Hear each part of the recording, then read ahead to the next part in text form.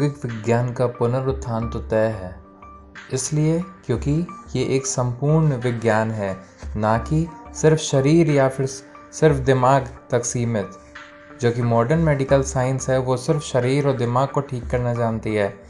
मौत के बारे में उन्हें कोई अनुभव नहीं। मौत वो सिर्फ इतना जानती है कि शरीर जब चलना बंद हो जाए तो उसे मौत कहते हैं।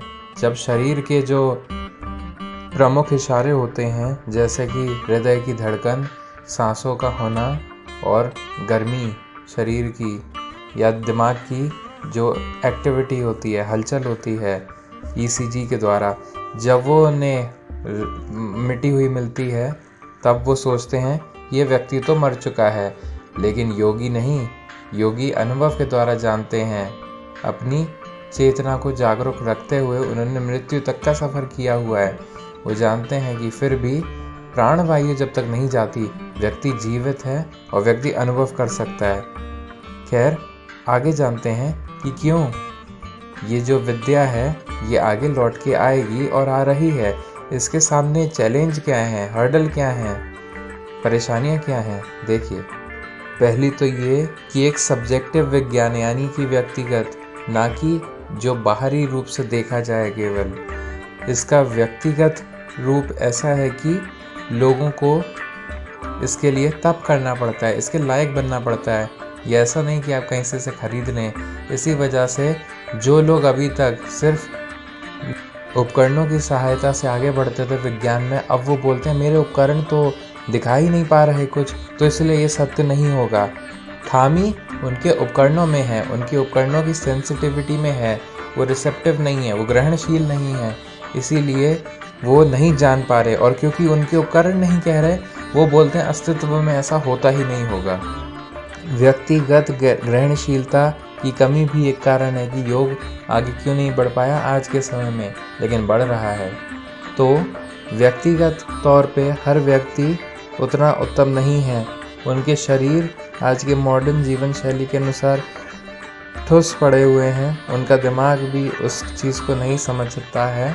वो सोचते हैं कि अनुभव किए बिना पहले हमारा मन अगर उसे सिद्ध कर लेता है, अगर हमारे मन के अनुसार ये सत्य है, तभी अस्तित्व में हो सकता है। उन्हें लगता है कि अस्तित्व उनके मन के ऑर्डर सुनती है, उनकी राय की खैर करती है। अस्तित्व खुद से काफ़ी भरा होने के कारण वो खुल के नहीं देख पाते कि अस्तित्व में क्या हो रहा है।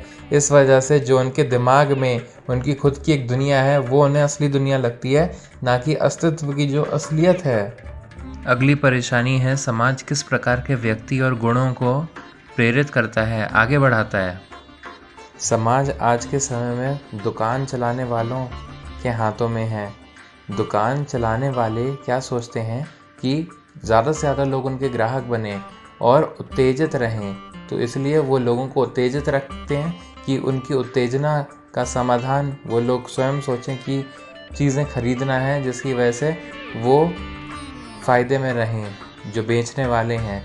इसीलिए ये जो ग्राहक बनाने की जो होड़ लगी है, इसमें लोगों को उत्तेजित रखा जा रहा है।